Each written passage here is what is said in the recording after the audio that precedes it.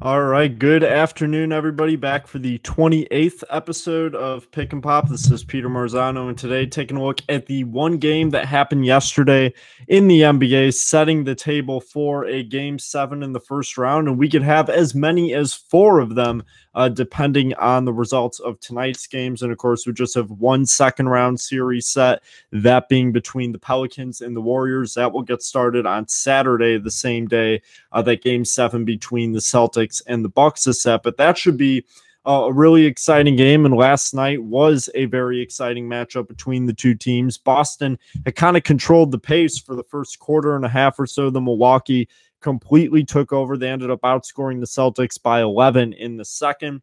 And held a 14-point lead in the third. That was trimmed. It was actually completely erased. The Celtics had tied the game at one point in the fourth quarter, but the Bucks able to pull away. They ended up winning 97-86.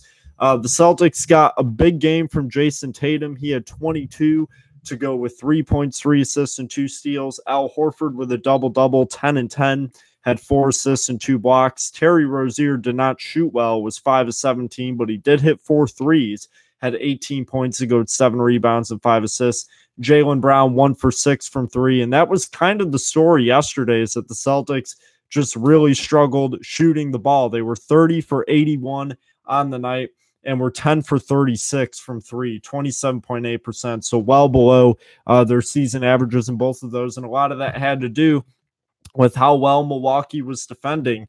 And the big story yesterday were the rebounds. The Celtics have had the definitive advantage rebounding the ball in every game this series, but last night it was Bucks +9, and a big part of that was getting 11 rebounds from Jabari Parker off the bench, getting 7 from Thon Maker, who was inserted into the starting lineup, and despite having 5 fouls, that certainly looked to play a pretty big part in helping the Bucks arrive at this win.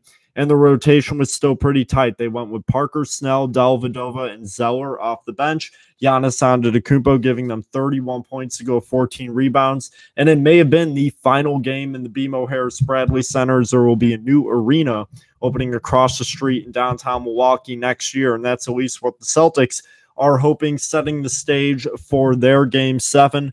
And that it should be a really exciting game. I think that the Celtics are the odds-on favorite for the game, but I think what is really worth mentioning, and something that I think is very much so possible, is that, this is really the first do or die moment, if we're talking in strict terms, for Giannis Antetokounmpo in the playoffs. This is the first time. I mean, he had a few big moments last year in big situations, especially when that series was tied at 2-2, but they couldn't win later on in the series. I think this year is a different scenario. Now he has a chance to beat this team, in the first round on the road in a game seven, and he has the table being set for what could be his first big superstar moment in the postseason. I'm not saying it's going to happen. I think he'll probably have a great game, win or loss. But I think it's really setting the table to where if he can have this otherworldly game and lead his team to victory, it's something that can really solidify his status as an elite player in this league and as a superstar. And I think that's certainly something that's on his mind and on the mind of Milwaukee Bucks fans, as they're looking to break that trend of the home game winning the games in the series. And they'll be looking to win game seven on the road. And the winner of that series will have their date set with the Philadelphia 76ers in the conference semifinals. There will be 3 games going on tonight, all of them game sixes. The first of which between the Raptors and the Wizards. That should be an incredibly exciting game. The Raptors will be looking to clinch their spot in the conference semifinals, looking to move on, which would set their table for a date with the winner of the Cavaliers-Pacers series. That game is in Washington, as the Wizards are looking to stretch that to a game seven. Cavs will be looking to close out the series in Indianapolis tonight.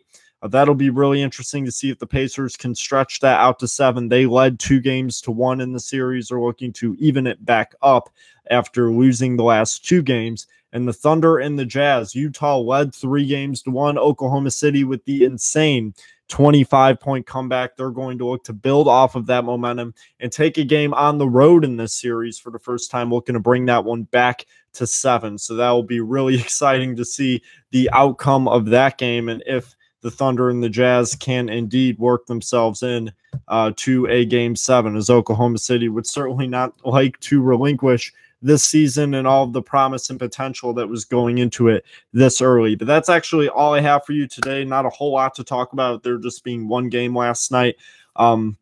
Make sure to tune in tomorrow, as I'll probably talk about everything that happened tonight and the look ahead to the official beginning of the conference semis, which is tomorrow. And then, of course, Game 7 for the Bucks and the Celtics. So that'll be really exciting. And then, as I mentioned, I'll probably be doing album reviews within the next couple of weeks once I'm done with school. And they'll be mostly like retrospective. They won't really be contemporary releases, but certainly things that have mostly come out in my lifetime, maybe a bit before it. But I'll look to expand my horizon as time goes on in that regard. But they basically just be retrospective reviews, both looking at what the music meant at the time and how good it was at the time, but also its impact on the music industry since, and if there's been lasting impacts, and if you can notice that sound in later generations. So those will be things I'll be trying to look at by looking at albums that have come out within the last 10 to 15 to maybe even 20 years that are still relatively recent. But at the same time, where you could still see their impact and like the role that they have played in influencing what has come out after that. So those are kind of be things I want to do just as kind of an enjoyment thing. When I'm not watching games, I'm probably listening to music. So those are kind of the two things I really love to do. So I'll try and, create a different outlet for both of them on this channel. So that'll be interesting. I'm definitely excited to get started with that. But other than that, thank you for tuning in. That's all I have for you today. Have a good Friday, and we'll see you tomorrow.